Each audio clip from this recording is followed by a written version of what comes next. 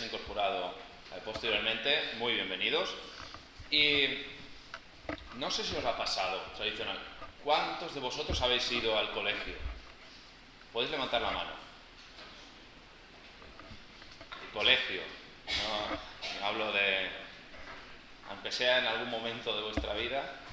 Si no habéis levantado la mano es por vergüenza, pero todos hemos tenido esa dinámica. Y no sé si os ha pasado, al menos desde mi experiencia personal, parece que cada año es muy clave cuando estás estudiando. O al menos es lo que te dicen. Cuando empiezas a tener conciencia y estás en primaria, te dicen, no, cuando pasas de ciclo, cuando era yo, cuando ya me hago mayor ya, pero cuando pasas de ciclo, es decir, de primero a segundo de primaria, cuando pasas a tercero y cuarto es muy importante el cambio, es un año clave, súper importante, vale. Cuando estás en cuarto de primaria te dicen, cambiar al siguiente ciclo de quinto a sexto es muy importante. Ya cuando estás en sexto y te dicen, cuando cambias a la ESO, el cambio es muy importante y demás. Y ya no os digo si seguís adelante en los estudios y haces bachillerato o haces formación profesional, también te dicen que es muy importante esa época de cambio. Y si hacéis universidad o estáis preparando para la universidad, el bombardeo máximo que tenemos cuando nos dicen la selectividad es un año clave, el año de la selectividad es un año clave que va a marcar vuestro futuro. Al final nos paramos a pensar y parece que cada año es clave a la hora de marcar nuestro futuro, y todo lo que pasa es tremendamente importante a la hora de marcar nuestro futuro.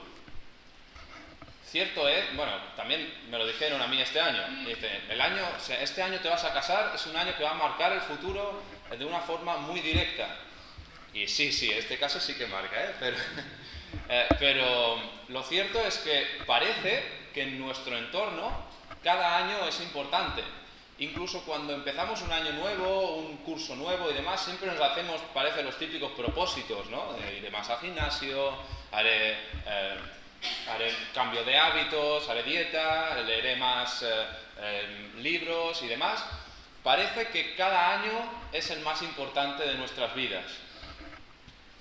Y cuando empezamos a decir constantemente esa dinámica, al final esa importancia o esa atención y tensión sana que podemos tener a la hora de enfocar el curso, los años que tenemos por delante, fácilmente puede decaer. Si al final todo es tan importante, o vivimos constantemente en tensión o nos acabamos destensionando. Los que son miembros de la Iglesia, a ver si os acordáis, los que son miembros de la Iglesia, en una asamblea de iglesia hace unos meses, fue en febrero, mencionamos de una forma explícita que este año, es la única vez que lo he mencionado, que este año, 2026 y el curso 26-27, va a marcar el futuro y el propósito que tiene esta iglesia de cara a los siguientes años. Lo mencionamos de una forma explícita. Si nos conformamos en ser una comunidad cerrada, una comunidad determinada y demás, o si en las manos del Señor estamos dispuestos a avanzar, a picar piedra para ser una iglesia de bendición para nosotros, para el pueblo de Premiá y en general para la sociedad que nos rodea. Cuando dije eso, lo mantengo. Este curso que ahora empieza, dijimos en un principio el año 2026 y el curso 26-27, curso 26-27 a nivel académico escolar empieza ahora, la semana que viene, de aquí 2 semanas.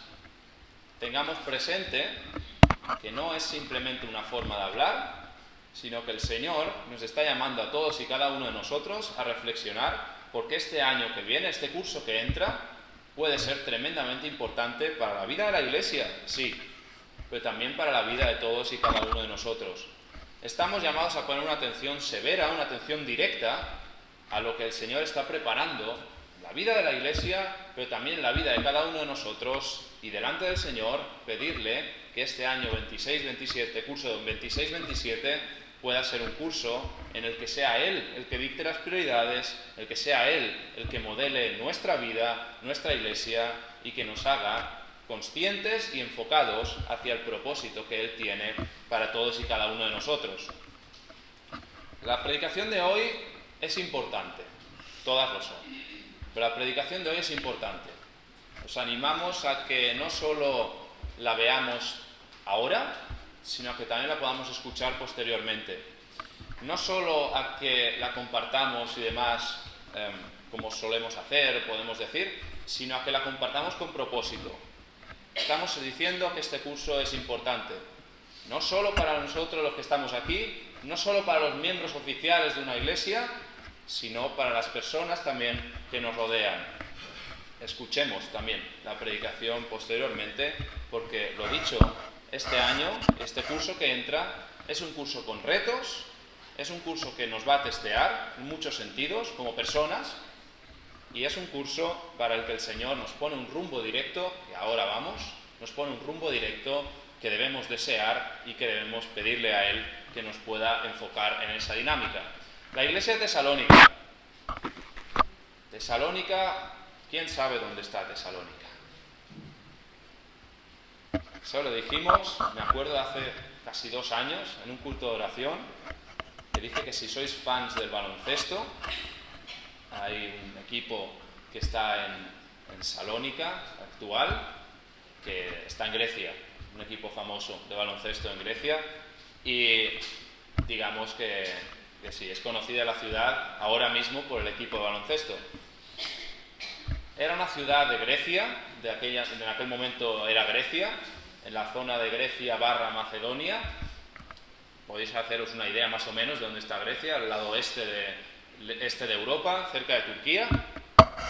Y era una iglesia, que vemos en el versículo 1, que fue plantada por Pablo.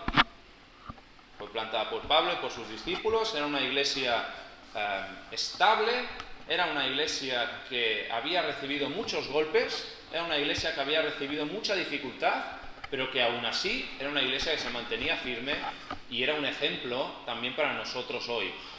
Si queremos conocer un poco más de la historia de Tesalónica, cuando habla de tesalonicenses, son los habitantes de Tesalónica, podemos acudir a Hechos 17. Pablo predicaba en las sinagogas, se convirtieron algunos de los que eran judíos, aceptaron al Señor personas que eran judías, pero mayoritariamente aceptaron personas que eran griegas, es decir, que no venían de un trasfondo más judío, pues hebreo y demás. Es curioso porque en esa época los apóstoles se enfocaban mucho a las personas que ya tenían un conocimiento de Dios y se enfocaban ahí, pero el Señor les estaba guiando y decía: vuestra idea está muy bien, pero mis planes son otros. Entonces, vuestra idea de predicar a los que ya me conocen o conocen mi nombre está bien, también la uso, pero yo quiero un mensaje mucho más potente que alcance a toda la humanidad. Y es curioso porque la iglesia tenía un número elevado, más elevado porcentualmente, de personas que eran griegas que de personas que procedían de un contexto judío.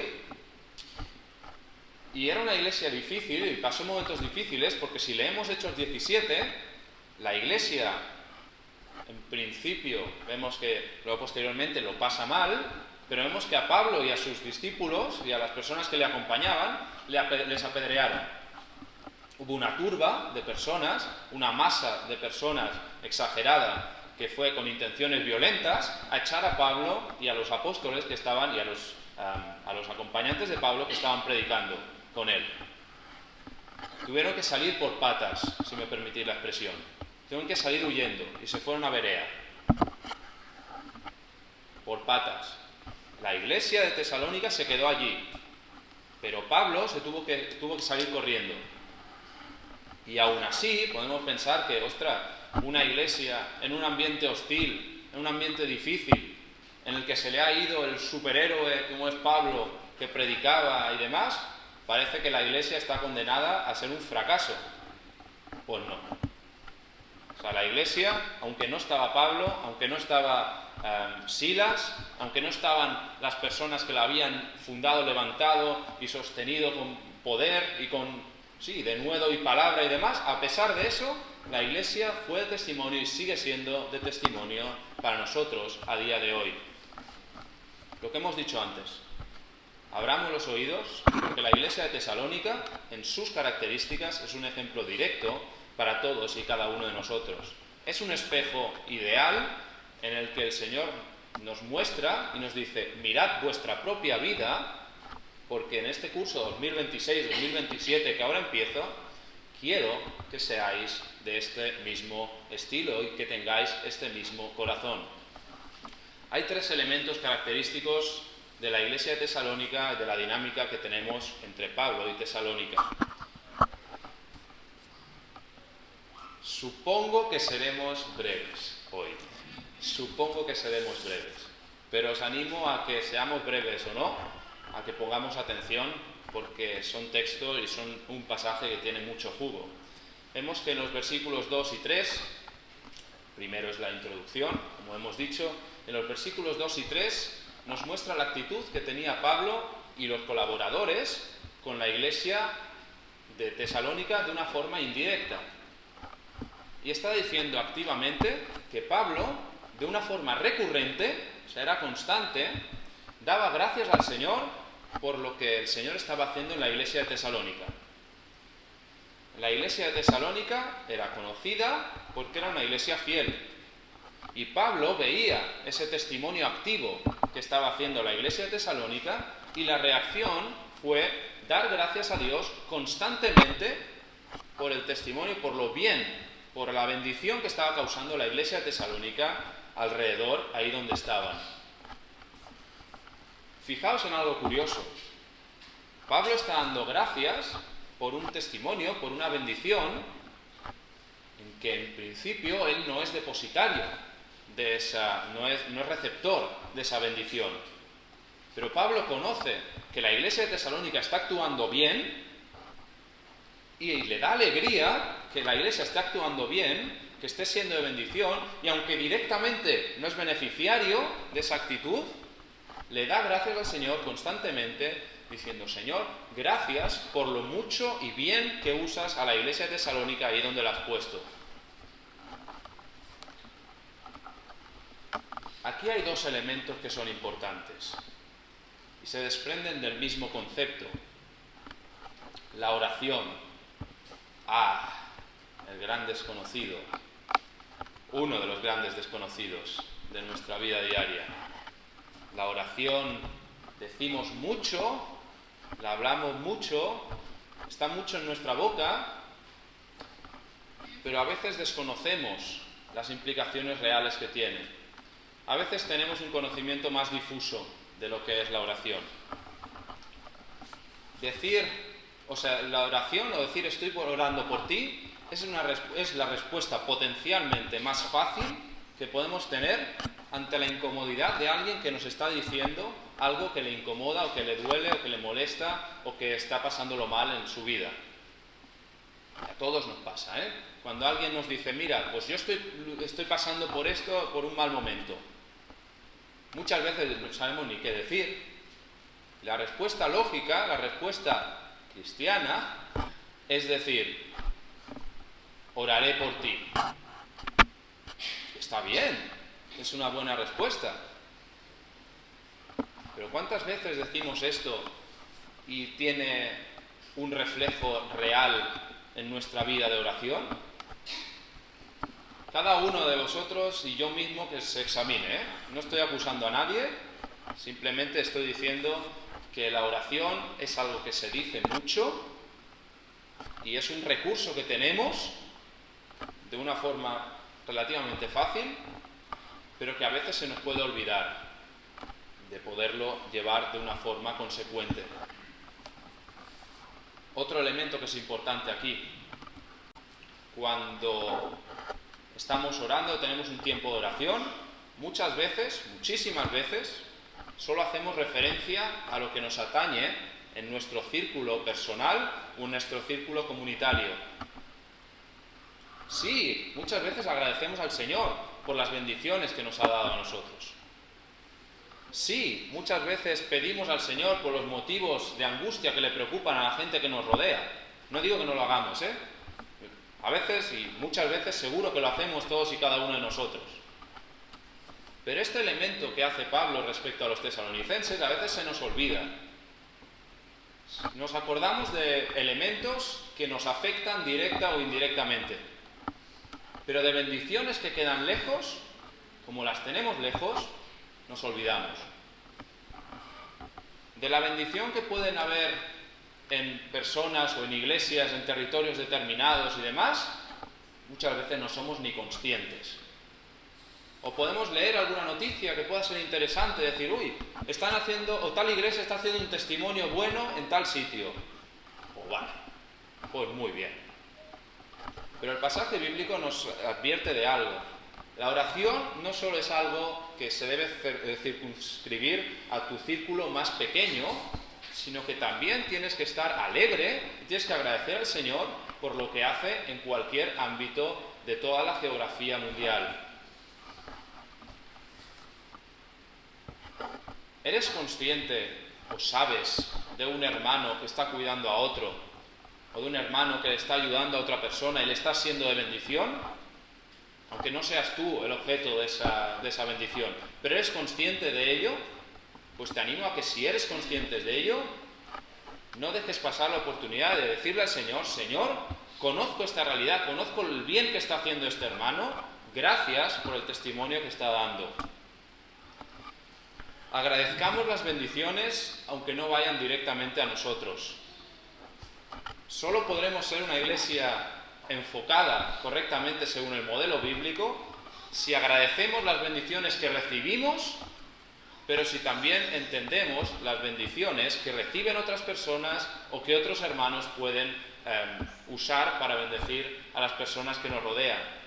Si agradecemos al Señor por el testimonio directo que hacen iglesias que están a nuestro alrededor, que hacen iglesias que están en la otra parte del mundo, que en nuestro tiempo de oración podamos reconocer en oración y en agradecimiento no solo las bendiciones que nosotros tenemos, sino las bendiciones que otras personas tienen a través de las iglesias y a través del testimonio de personas o de grupos de personas que en las manos del Señor están actuando para bendición. Y no quiero dejar pasar este punto sin hacer una mención expresa a algo que ya hemos dicho antes. La oración es imprescindible. La oración es necesaria. Pero si no vas a orar por alguien, no se lo digas. Lo repito. Da igual que quedes bien. Da igual que quede bonito o que sea lo normativo de decir. Si cuando alguien te cuenta algo que le preocupa y tú le dices de una forma mecánica o mecánicamente puedes llegar a pensar y decir, pues oraré por ti, pero no tienes en tu corazón hacerlo, es mejor que te calles a que seas falso. La oración no es un medio para quedar bien. Y como iglesia, como personas, debemos entenderlo. La oración es un medio de comunidad y de relación directa con el Señor, en el que podemos pedir, en el que podemos derramar lo que tenemos en nuestro interior, en lo que podemos y debemos agradecer las bendiciones personales y también las ajenas, pero no es un medio para quedar bien. Si no vas a orar por alguien, no se lo digas. Pongamos valor a la oración también en nuestra vida de iglesia y en nuestra vida personal. En segundo lugar, el testimonio por el que estaba dando Pablo gracias o el agradecimiento era porque la iglesia de Tesalónica era una iglesia que se movía con un rumbo muy firme. Era una iglesia que tenía las cosas muy claras y que se mueve por una palabra que nos encanta, y al menos a mí me encanta, que se mueve por convicción y por convicciones.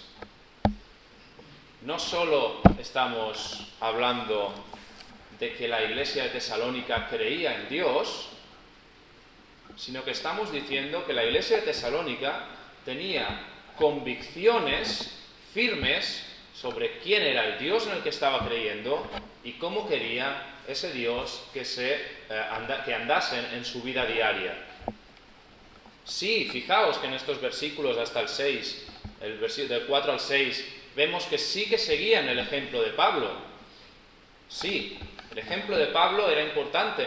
Tenían modelos, tenían referentes, pero lo que les animaba a andar y lo que les hacía ser de testimonio no era que eran buenos seguidores de Pablo, no que eran buenos imitadores de un referente humano, sino que se movían por convicción espiritual. El Espíritu Santo ponía esa convicción y a través de esa convicción, andaban y iban dando pasos como comunidad. Y eso llegó a impactar, como veremos en el último punto. Digo una frase bastante lapidaria, que a mí me ha removido. No estamos llamados a creer en Dios. No estamos llamados a creer en Dios. Estamos llamados a que a través de la palabra tengamos convicción de dónde reside nuestra identidad y de cómo quiere el Dios que es nuestra identidad, cómo quiere que andemos. No estamos llamados simplemente a creer. No estamos llamados simplemente a decir, sí, Dios existe. Estamos llamados a mover nuestra vida por las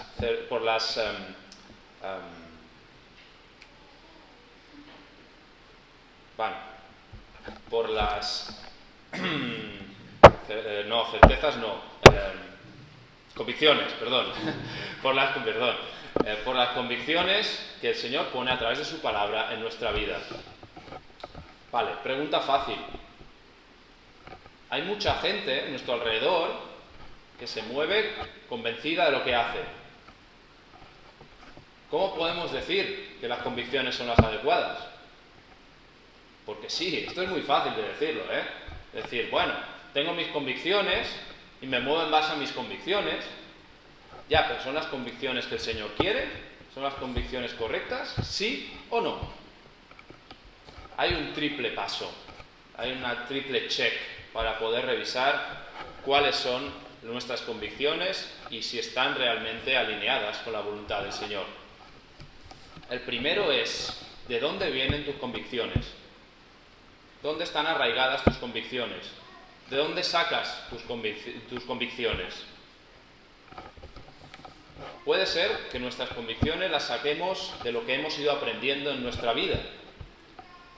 Que nuestras convicciones estén arraigadas firmemente en nuestra experiencia vital.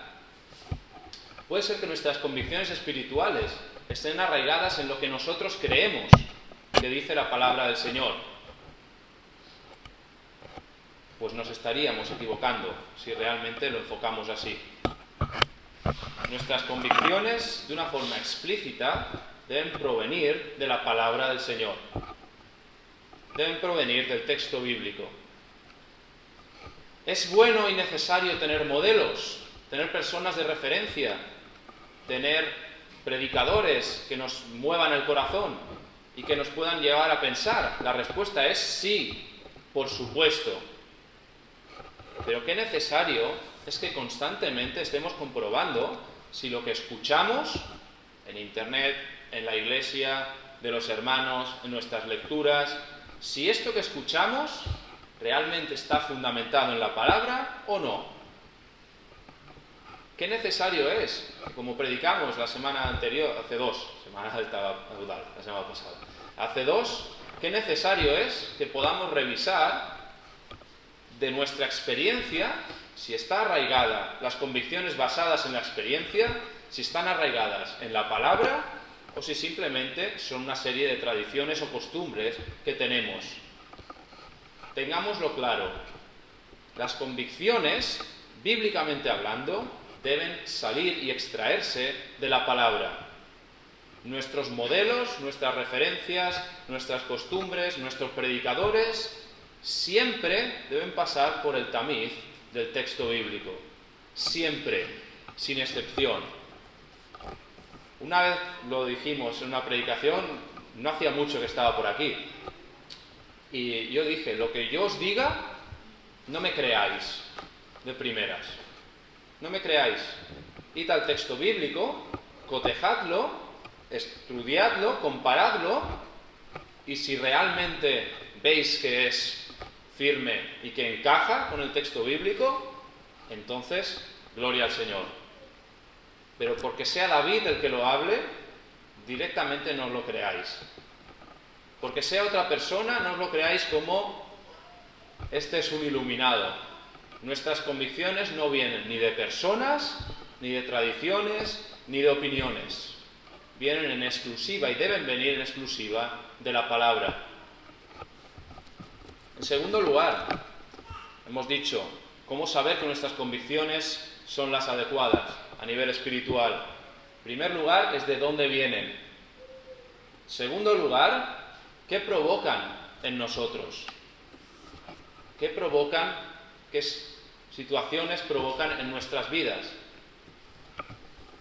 El texto bíblico es explícito al respecto.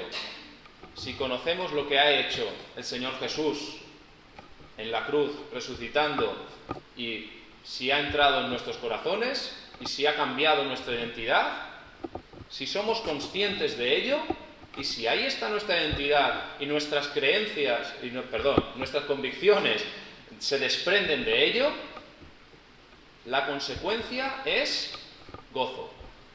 Es decir, esa garantía de saberse que Él nos ha sellado y que somos parte de su pueblo y que somos adoptados por Él. No es alegría, pero sí es gozo, es plenitud, es ilusión a la hora de compartir qué es o dónde reside nuestra identidad. Es ilusión a la hora de acudir a la palabra y de ver, a ver qué dice el Señor hoy, a ver cómo nos muestra el Señor, a ver cómo quiere el Señor que vayamos andando en el día a día. A alguno de por ahí detrás le pasé una historia de Instagram que conocéis a Josep Guardiola, entrenador de fútbol, bastante famoso, ahora sin equipo, pero estaba hablando y salió en una charla en el vestuario de su antiguo equipo de Manchester City, diciendo que, no sé si lo sabéis, aquí noticia del corazón, pero se ha divorciado Josep Guardiola hace poco. Y en una charla con los jugadores, que claro, los jugadores, si conocéis a Josep Guardiola, es un estilo muy histriónico, grita mucho y demás, claro, los jugadores estaban así con cara de lechuga, diciendo a mí que me cuentan, ¿no? Pero lo que venía a decir era, me he casado con la mejor mujer del mundo, estoy casado con la mejor mujer del mundo, es espectacular, es lo mejor que me ha podido pasar en la vida, ideal, lo mejor, 100%, pero me estoy divorciando, porque he perdido la pasión. Ya, compañero, pero si realmente es así lo que dices, si realmente es la mejor mujer del mundo, estás tremendamente orgulloso de ello, es la mejor decisión que has podido tomar en tu vida y demás, no puedes hablar así de esa dinámica. Estás actuando de una forma falsa, estás actuando de una forma errática, estás actuando de una forma inconsistente. No puedes decir que algo es súper valioso y demás, y acto seguido decir, bueno, pero la verdad es que ya no me ilusiona, fuera. Siguiente.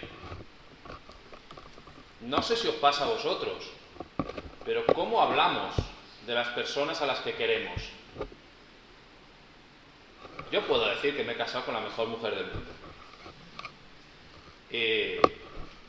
Aunque me mire raro ahora, pero es verdad.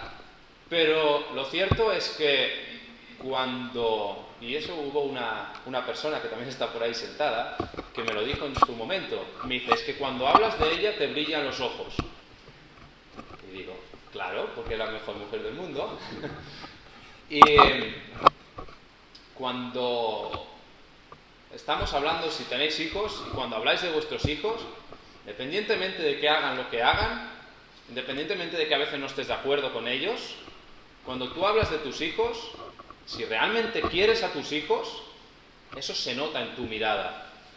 Tienes una chispa especial, tienes un brillo especial, porque independientemente, ya digo, incluso que no te hayan tratado bien, incluso que hayan tenido caminos que se alejen de lo que tú crees que es adecuado para ellos, son tus hijos y les amas.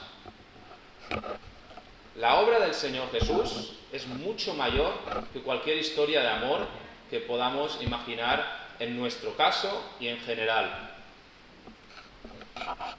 Si realmente tenemos una convicción firme de que nuestra identidad está ahí, cuando hablamos de ello, nos deben brillar los ojos, nos debe chispear la mirada. Sí, puede ser que hayan aspectos del texto bíblico que nos cuesten de entender. Puede ser que hayan aspectos bíblicos que lo leamos y que tengamos un shock y que digamos, esto no me convence, o esto no me atrae, o esto no me gusta de primeras. Y es legítimo que podamos tener esa sensación o ese sentimiento, es legítimo. Pero cuando hablamos de la voluntad del Señor, si las convicciones están firmemente arraigadas en este aspecto, nos debe brillar la mirada. ¿Cómo vemos la palabra del Señor? ¿Como un conjunto de normas que oprimen? ¿Como un conjunto de normas y de circunstancias, de leyes que nos marcan directamente cómo vivir? ¿O como la voluntad y las palabras de aquel que nos ha dado una identidad nueva a través del Señor Jesús, que predicó Eudal la semana pasada, 2 Corintios 4, excelente Eudal, por cierto. Dentro de esa dinámica puede ser una buena oportunidad hoy para poder refrescar ello y para poder renovar y poder recordar que la voluntad de Dios, poder leer su palabra, poder tener convicción de salvación y convicción de cómo se mueven y cómo andan sus discípulos, y hablar de ello debe hacer que nos ilusione la vida y que nos ilusione a la hora de compartirlo. Puede que no sea así a día de hoy, puede que a todos nos pasa, puede ser que tengamos momentos en los que no tengamos esa chispa en los ojos, como diría en Juan en el Apocalipsis. Puede ser que perdamos esa chispa del primer amor, esa pasión de amor juvenil, puede ser. Pero pídele al Señor que su voluntad, que las convicciones que aparecen en tu palabra te apasionen. Recupera, si la has perdido, la hemos perdido, recuperemos la pasión ante esas dinámicas. Y lo último que nos puede servir para poder testear si esas convicciones son adecuadas es cómo tratamos al prójimo. ¿Cómo vemos al prójimo? ¿Lo vemos como un sujeto convertible? ¿Lo vemos como un objeto de hacer proselitismo ante esa persona? ¿O lo vemos como un sujeto amable? Amable en el sentido de que es depositario de amor, no de simpático. O sea, cuando vemos a las personas que nos rodean, queremos y tenemos un deseo de poderles explicar, también si nos preguntan, y si no, pues también, ¿por qué no?, de poderles explicar dónde está nuestra identidad, porque queremos convertir a gente o porque les amamos. Cuando tenemos oportunidad de tratar con gente que ha aceptado al Señor o no lo ha aceptado, ¿cómo los vemos? ¿Como personas a las que amar o como personas más o menos superiores o inferiores a nosotros? Si las convicciones aparecen del texto bíblico, si las convicciones son el cuerpo bíblico que nos hace ilusionarnos por la identidad que el Señor nos ha puesto y por cómo quiere que anden sus discípulos, el resultado es que vemos a las personas de nuestro alrededor como sujetos depositarios de amor, sujetos depositarios de bendición y personas a las que vale la pena invertir, a las que vale la pena sacrificarse y para las que vale la pena dar pasos adelante para que puedan no solo, por supuesto, conocer al Señor, sino también dedicarnos a mejorar su vida, a bendecir su vida y a invertir tiempo de calidad con ellos, a buscar, procurar sus necesidades, especialmente las necesidades espirituales, especialmente el Señor que da una identidad única que nada más puede dar. No estamos llamados a creer en Dios. Una iglesia que cree en Dios, punto, es una iglesia pobre.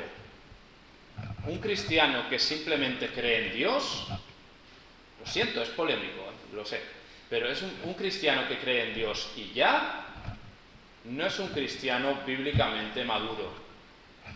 Estamos llamados no solo a creer, no solo a afirmar que creemos en Dios, no solo a afirmar que somos cristianos, sino a que nuestras convicciones que nos hagan andar en el día a día estén firmemente fundamentadas en cuál es la identidad que el Señor ha dado a través de Jesús si lo aceptamos como Señor y Salvador. Insisto, solamente tiraremos adelante si nos movemos por convicciones y no por creencias. Testeemos dónde están nuestras convicciones. Y por último, en los versículos 7 al 10, vemos que la iglesia de Tesalónica no solamente andaba con convicción en su ámbito personal, sino que también era de impacto a todo el mundo. Habla de Macedonia y habla de Acaya. O sea, el andar directo, el actuar por convicción directa que tenían la iglesia de Tesalónica, impactaba no solo en Tesalónica, sino que impactaba en la región más grande y en la región aún más grande que estaba alrededor. Insistimos, era una iglesia que lo estaba pasando fatal. Era una iglesia que en su propia localidad, os digo, que tuvieron que echar a Pablo y a los grandes líderes los echaron una turba de personas para lincharlos. Tuvieron que salir, pues imaginaos el estado de la iglesia de Tesalónica. Imaginaos la presión que tenían que sentir esa gente ahí, el hostigamiento que deberían recibir. Pues a pesar de ello, fueron de impacto no solo en Tesalónica, sino también en la región un poco más grande y en la región aún más grande. Y fueron de impacto por pura fidelidad, porque se movían por convicción y porque su función, tenían muy claro que tenían la función de bendecir al prójimo y de predicar el Evangelio. Tenían claros esos dos elementos. Bendigo y predico. Da igual tus características actuales. Dan igual. Da igual los muchos miembros que tengamos como iglesias y como iglesia en singular. Da igual el presupuesto y los recursos que tengas. Da exactamente igual. En las manos del Señor y a través de fidelidad y convicciones del Espíritu, el Señor puede y quiere usar a las iglesias para impactar tanto en el ambiente local como también en las regiones mucho más grandes. Entendámoslo. Las iglesias no estuvieron puestas en un inicio como una simple comunidad local. Las iglesias, en el Nuevo Testamento, en Hechos y todas las cartas, podemos ver que eran auténticas redes de conexión entre ellas, redes de predicación y redes de bendición. Lo vemos a través de ofrendas cuando regiones lo pasaban mal, lo vemos a través de coordinación entre ellas a la hora de predicar, a la hora de intercambiarse predicadores, de intercambiarse gente y demás. Nunca fueron concebidas como unidades aisladas, como unidades para quedarse en un sitio y ya, e ir agrupando a unas personas de ese entorno. Siempre fueron entendidas como redes para colaborar, para bendición y para evangelio y para predicar. Siempre, desde el minuto 1. Y es una lástima, porque muchas veces las iglesias a día de hoy tienen la tendencia de aislarse. Tienen la tendencia de decir, tenemos nuestra forma de actuar, nos centramos en nuestra forma de actuar, nos centramos en nosotros, estamos bien. Lo siento, pero eso no es un modelo bíblico. Una iglesia aislada es una iglesia que está cortada por un patrón que no es bíblico. Tengámoslo muy claro. Tenemos una responsabilidad tanto con nuestra iglesia local, con nuestra iglesia aquí, pero también con las iglesias de nuestro alrededor. Tenemos una responsabilidad para con el pueblo de Premiá. Tenemos una responsabilidad con las misiones que están más allá de nuestros territorios. Y hay muchas formas de ser conscientes y de implicarnos en esta dinámica. Lamento decirlo así, pero el mensaje del Evangelio, el mensaje de buenas noticias, el mensaje de quién es Jesús, qué ha hecho por la humanidad y que quien lo acepte puede acceder a una identidad nueva, no depende ni de ti ni de mí. No depende de que estés a la altura tú o de que esté a la altura yo o que las iglesias estemos a la altura. Lo siento, pero no depende de nosotros. No nos hagamos los importantes en este sentido. Pero el Señor quiere que formemos parte de este plan y está deseando que formemos parte de este plan de bendición y de predicación a nivel local, a nivel regional y a nivel mundial. Ahora mismo, por ejemplo, estamos colaborando con el Banco de Alimentos de la población a personas que están pasando por situaciones complejas. Estamos colaborando. ¿Nos conformamos con la colaboración que hacemos ahora o estamos dispuestos a dar un paso más y a poder plantearnos más colaboración a través de más voluntarios, a través de recursos, a través de formación, a través de difusión?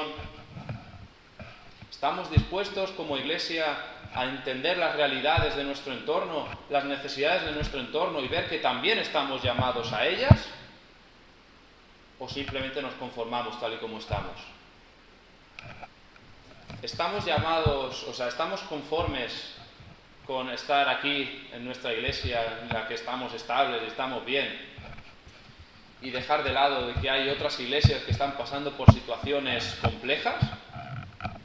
Seamos claros, ¿nos quedaremos conformes, a gustos, sabiendo que hay iglesias que estaban pasando por situaciones que nosotros mismos hemos pasado no hace tanto tiempo?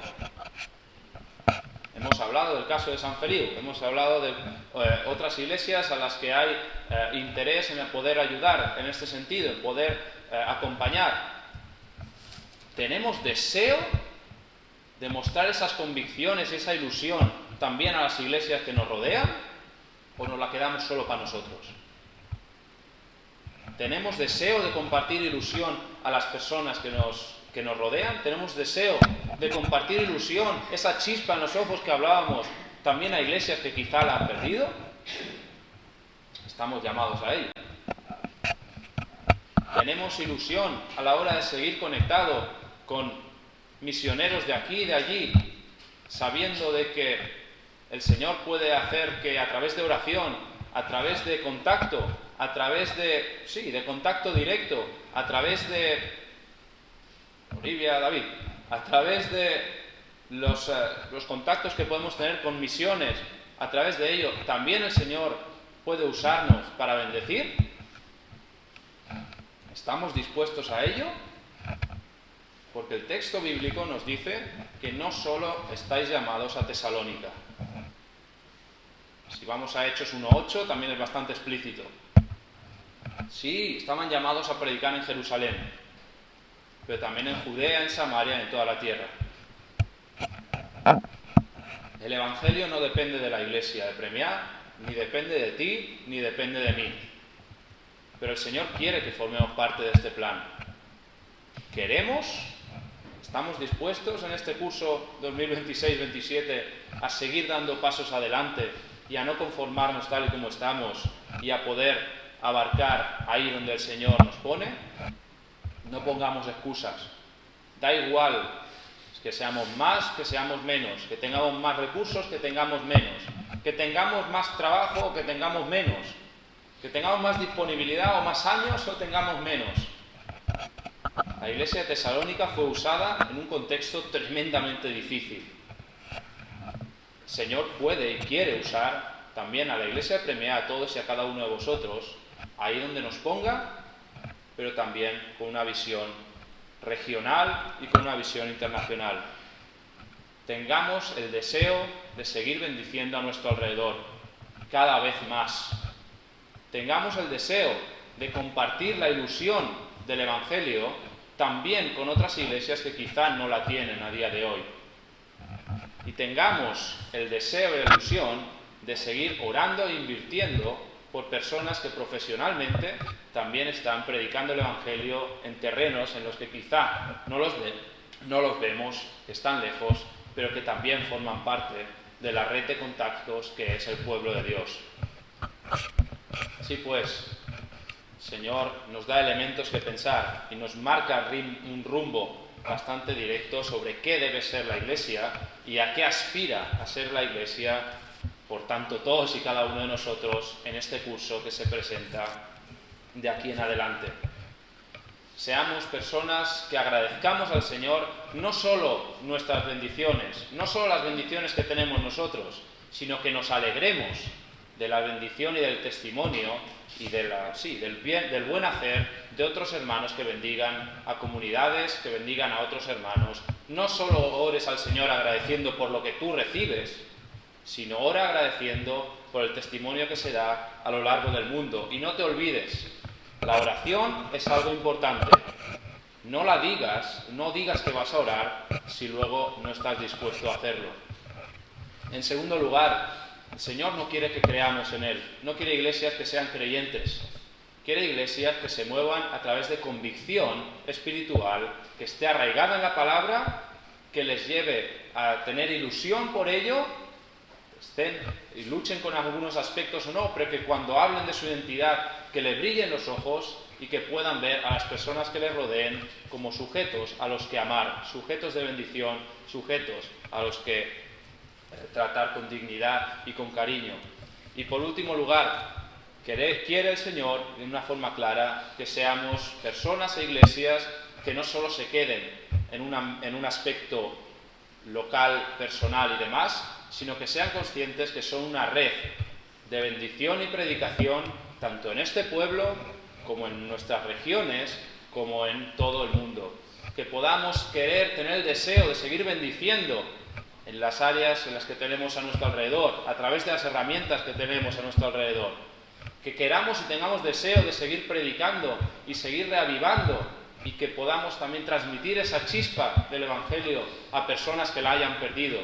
Y que podamos ver que las misiones, que las personas que trabajan pudiendo bendecir y haciendo esto mismo que estamos diciendo ahora en otros países, no son simplemente elementos foráneos, sino que también forman parte de nuestra red y de nuestra responsabilidad a la hora de invertir en ellos. Pues que el Señor bendiga su palabra, que el Señor os bendiga a todos y cada uno de nosotros, y que también el Señor nos siga guiando en este curso 2026-2027. Amén.